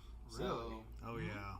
They, Brutal. They became outlawed because of how well they worked. If I'll see if I have them with us. If I do, pop back over here. I'll show you some spent casings, spent bullets. Oh, from okay. those. Yeah. They are. Because I've seen them, but I've never seen the effects of them. So. Oh, okay.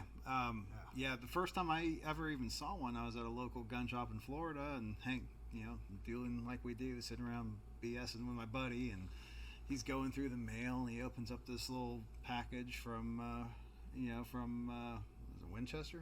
Yeah, Winchester made those, and he's like pulls out a entire cartridge, and he's like, okay, well that's pretty cool. Looks at that, and he reaches in and pulls out a Band-Aid. He's like, what the shit is this for? And then he reaches in and pulls out the spent cartridge, the fully expanded cartridge, sliced his finger immediately. Oh, wow. He's like, oh, that's what it was in here for. But they were sending out samples, trying to get people to put them on the shelves. And I remember my father and we went down and ballistically tested those, and oh my God, I mean, it didn't go through and through, and whatever it did enter, it just shredded. Right. And I think that's one of the reasons why it was outlawed. It was, if it didn't kill you, the surgeon would trying to remove it. Right. But it was really effective. It was incredibly effective. I thought it was. I heard it was hokey. So No. oh, that. No, and then I think they caught so much slack about that. They took that off. They took that off the market. Then they came out with the XST, Yeah. which instead of being a black coated bullet, it was I think it was copper coated. HST. Yeah. The federal made the. No. Made those. It was an EST, I believe. EST. I don't even remember what it officially stood for. I just remembered that everybody said it stood for exact same thing. Oh, That's funny. As the other, That's different packaging. Yeah. But when it comes to defensive rounds, just get some good hollow points. Right. Try things out. See what works in your firearms, because that federal may not work, but that Hornady might, or whatever. Right. Mm-hmm. And we're not. We don't teach going for plus P and plus P plus and Magnum loads anymore. We're all about the lighter load so that we don't overpenetrate. So we do not take the life of an innocent. Right. And I like ARX cartridges for self-defense. It's a lightweight. Being in 9 mil, it's 95 grains, and at 95 grams. That's weird. I think that'll be heavier. What are you measuring over there? What's going on there? Right. Get excited. We talked about drugs earlier. So, but at 95 grains, there's no recoil. Yeah. So all your follow-up shots are really nice, crisp, on point. But make sure your firearm can also cycle it. Yes. So some newer firearms that aren't broken in, or stiffer firearms, or also the way you grip your firearm could also alter the way that it functions. We talked about this in a couple podcasts ago. I think Dalton was on it. Mm-hmm. We talked about make sure you check what your local law enforcement uses. Because if your local law enforcement uses a certain brand, get something the same or similar. And then that way, too, it might help you in the defense case. Because they already have the ballistics for it. They already know what's going on with that round. To where they don't have to go out and it take that much longer in a defense case. And hang on to the box and keep Right. a few rounds in there. Right. Because if and mark them. If you're somebody that carries a gun and multiple magazines, label this is mag 1, mag 2, etc. Because if you are involved in a shooting and there is some questions about the ammunition, you don't want it to be on you. You want it to fall back on the manufacturer. Right. There was an issue with this. Okay, well, here's the box it came from, and let's take this to blank. Right. They're the ones that manufactured this. I didn't reload this. No. And don't ever reload your own defensive rounds. What? The ones with the Allen heads look great. Don't ever do that. They look like God they're gonna forbid expand. you have to use that. You're going to be in a world of trouble, especially if you loaded it extra hot. Yeah, I've seen those, and it looks like an Allen key, pretty much. You know what I'm talking about? I do. A little 6-headed. It does not look like it's going to swell at all. There's no cuts or breakaway area for it to swell in a softer medium. So it looks like it's going to be a whistling ball round, pretty much, to where you have potential of over penetration. And you never want to over penetrate. There's a what was that bullet? They came out a couple years ago, but it tumbles instead of swelling. I don't remember the manufacturer, but they're expensive. They're supposed to be really good, but at the same time, when they test the ballistic gel, they're doing it in like this huge ass rectangle, to where okay, that went past the normal everybody. So Oh, is it the Liberty Civil Defense? Not Liberty. No. Liberty's fast though. That's those are hyper speed. Yeah, and it doesn't matter how. Well, I guess it kind of matters how fast a projectile gets down there, but at the same time, you gotta think about what's in front of your target and what's beyond your target, because over penetrating or under penetrating, I guess, but depending on how you want to look at it, it can get you in a lot of trouble. Oh yeah. And you definitely want to take care of yourself with that. Had a question, aren't those Winchester Rangers? And I don't know what Winchester Rangers are as far as rounds are. They made a Winchester Ranger that looked a lot like Black Talon after, but I don't. And then there's the current Rangers, which look pretty much like Totally different. Yeah, like your standard, not even gold dot. I'll say closer to the Sig V Crown. Ish. I don't know. I honestly don't know. Yeah. They have probably repackaged, that cartridge as often as they could, in many different ways as they could. Yeah. But I don't know. I know I still have some Black Talons stashed away somewhere that someday I'll go see if they still work at the range, maybe. But Right. until then, I'll stick with what I currently use. And, Right. Yes. Hopefully it'll stay in my firearm until I dump that to reload it with some fresh stuff. Right. Right. Yes. Definitely try it out, but don't use it as range ammo. No. And then, you want to make sure it functions and stuff. And we want to ever use it. If it starts looking like it's oxidizing or discoloring in any way, either the casing or the projectile itself, definitely switch those out. Yes. Because your life is not worth, or it's worth more than the 30 cents or whatever it is for your cartridge. Oh shit! Oh, this is before COVID.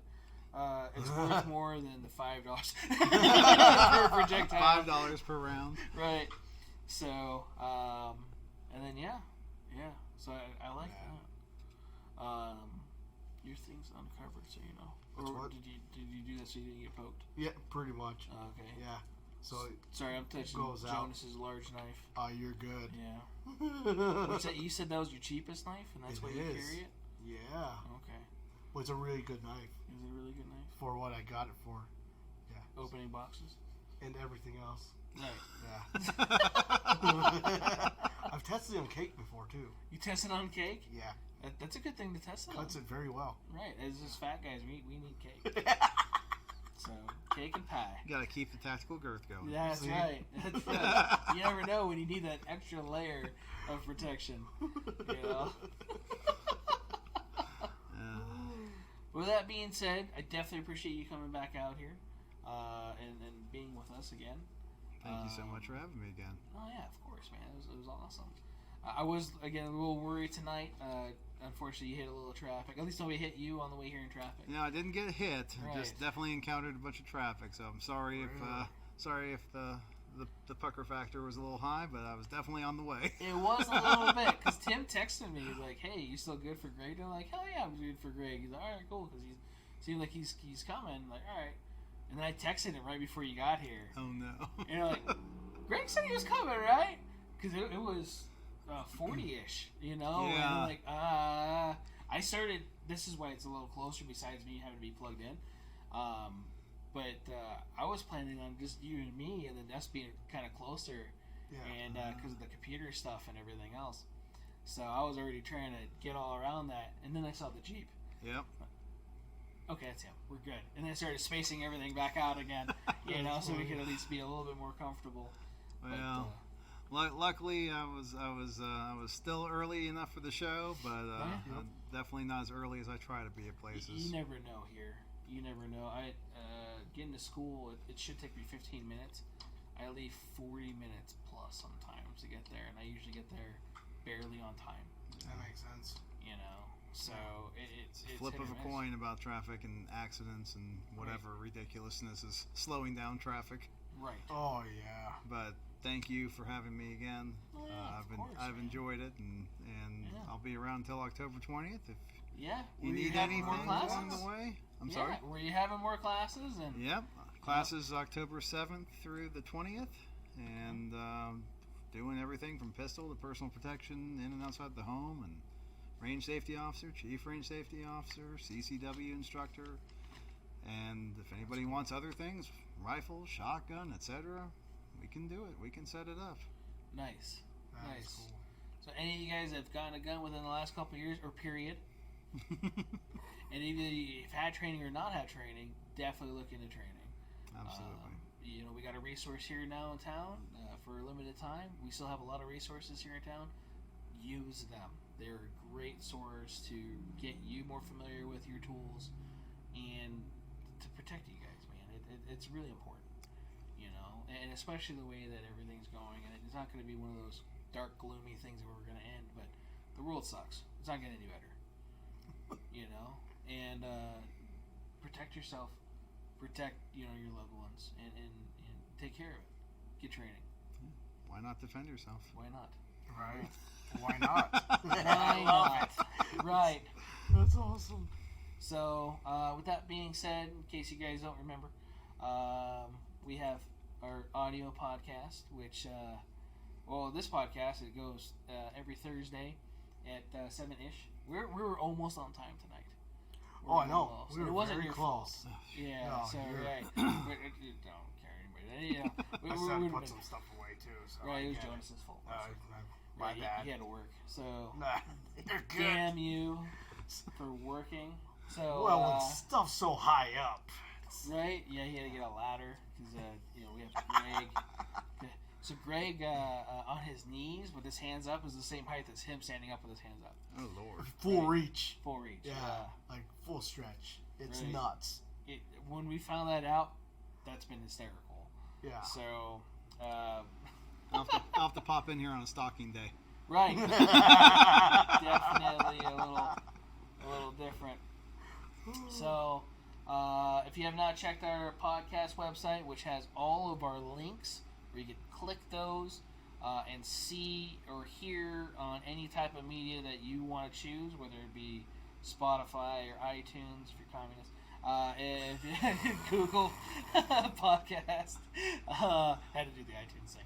So I hear they added a new feature. Did you they? can use as a webcam now. really, Yeah, on On the iTunes? iPod.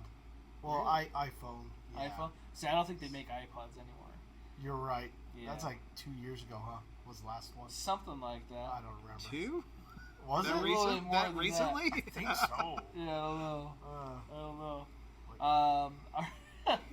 Our links are being displayed if you guys ever wanted to figure out where to do any of that. Greg's information is also below in the description. It hasn't changed since last week. If anybody was curious and has Right. not seen last week's episode or has listened to it, because I think I have to copy all the descriptions and stuff over. It should go into the audio podcast stuff. It should. I don't know. I don't know how that part works. It just says it does. So We'll trust in the process. Right. It's Right. one of those blind faith things I'm having. So, those are our links. If you have not been to our YouTube channel and you're watching us, that is really weird. That's a gaming channel one. That's a gaming channel. the Twitch one? Yeah, the gaming one where we make fun of Kalen mostly because Wow. he doesn't know his left from his right. He hasn't logged in a while, right? He hasn't. He needs to. Kalen, if you're watching, you need to play video games with me again, buddy. I don't even know when you game anymore. So. I don't know anymore either. Oh wait, you don't get. Sorry, buddy. It's okay. It's okay. At least you have a really strong PC to put game on. Right? Yeah. I gamed the other day. I think it was Monday, Tuesday. But I didn't stream anything. It was just a short time Yeah, with Dalton. I get it. Yeah. And a guy from church. But That's cool. yeah. Your church plays video games on together. Right. That's cool. So definitely that it was. It was definitely fun. So being both the military and stuff too. And, one Army, one Marine. So So it's slightly different content from what you hear in service. probably. Okay, just check. Probably. Don't want to throw that out there, but yeah. So, but it's like that too. If I play with my students, I was like, "Hey, here's my gamer tag. If you guys want to ever go on and play, I'll play with you." Yeah. Just so you know, my verbiage is going to be a little different, and my level of shit talking changes. So yes, so you guys It's know. fair. But other than that, guys, thanks for tuning in. Next week, I don't have anybody lined up, so either we got somebody lined up or I got my thing for the gun storage we talked about. Yeah, we could do that. Or unless you want to wing it with one of our random buddies that comes in the shop regularly. Yeah, Frank. So, throwing him out there. Especially that one time he just hung out behind us. Dude, that was the best. It was. It was like random. Yeah, it was. Like, yeah, I'm just like the live audience. So it was pretty cool. He's like our Jay and Silent Bob, but one person.